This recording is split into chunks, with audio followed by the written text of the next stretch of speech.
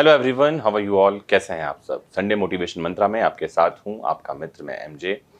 और आज एक बढ़िया ही प्यारी सी कहानी से मैं आपको समझाना चाह रहा हूं कि अपनी कीमत कैसे बढ़ाएं या अपनी कीमत कैसे बनाए रखें। कीमत का मतलब आपको अपने आप को बेचना नहीं है। कीमत का मतलब यहाँ सम्मान है, कीमत का मतलब यहाँ प्रतिष्ठा है, कीमत का मतलब यहाँ दूसरों की नज़रों में इज्जत है, या कीमत का मतलब आप समझ सकते हैं आपका वेतन, आपकी सैलरी है। तो हुआ ये कि एक बार एक सेमिनार हो रहा था और सेमिनार में जो वक्ता थे वो आए और उन्होंने 2000 रुपए का नोट लहराते हुए कहा कि इसकी कीमत कितनी है, कोई बता पाएगा। सभी ने हाथ उठाकर कहा इसकी कीमत 2000 रुपए है। उन्होंने उसको फोल्ड किया कुछ बार और वापस से ओपन करके पूछा अब इसकी कीमत कितनी है। सबने कहा 2000 रुपए ही है। उन्होंने उस पैसे को वापस से तोड़ोड़ मड़ोड़ दिया, फाड़ा नहीं, हाँ, मरोड़ने के बाद उसे जमीन में पटक कर गंदा कर दिया। पूछा अब इसकी कीमत कितनी है। सभी ने कहा इसकी कीमत 2000 रुपए ही है। उन्होंने वापस उसे जमीन में गिरा दिया। पूछा जमीन में गिरने के बाद अब इसकी कीमत कितनी है। सारे लोगों ने कहा इसकी कीमत 2000 रुपए ही है। वक्ता जो कहना चाह रहे थे उस बात को समझाते हुए कहते हैं कि इतने गिरने, मटमैला होने, गंदा होने, मरोड़ने के बाद भी इसकी कीमत कम क्यों नहीं हुई। उसका कारण है कि इसने अपनी कीमत कम होने नहीं दी। वो कहते हैं कि ये कागज का टुकड़ा तो है, लेकिन इसने कभी डस्टबिन नहीं देखा।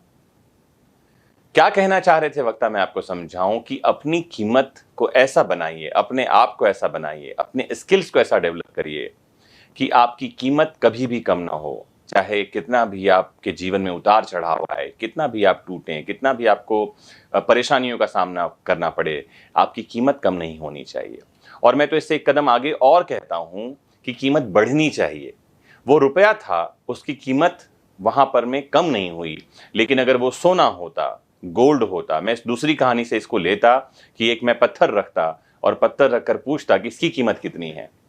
पत्थर को जब छेनी से तोड़कर काट कर नया उसमें मूर्ति का रूप ले ले तो उसकी कीमत बढ़ जाती है।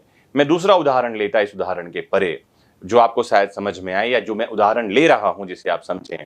आप मुझे बताएं कि दूध 1 लीटर कितने कीमत में आता है। तो 1 लीटर दूध की कीमत होती है 40 रुपए, 50 रुपए। दूध को उबाल लीजिए, उबाल करके उसकी दही जमा लीजिए। अब कीमत कितनी हो जाएगी। दही की कीमत 90 रुपए से 100 रुपए के बीच होती है। उस दही को मथिए, मथ कर उसमें से मक्खन निकाल लीजिए। अब उसकी कीमत कितनी है। तो मक्खन की कीमत 300 रुपए, 400 रुपए किलो हो जाएगी। अब उस मक्खन को उबाल करके, गर्म करके उसमें से घी निकाल लीजिए। अब इसकी कीमत कितनी हो गई। इसकी कीमत बढ़ करके 600 से 800 रुपए और 1000 रुपए तक पहुंच जाएगी। वही दूध था, लेकिन उसकी कीमत बढ़ती चली गई जब उसे रगड़ा गया, घिसा गया, जब उसे मथा गया, जब उसे उबाला गया।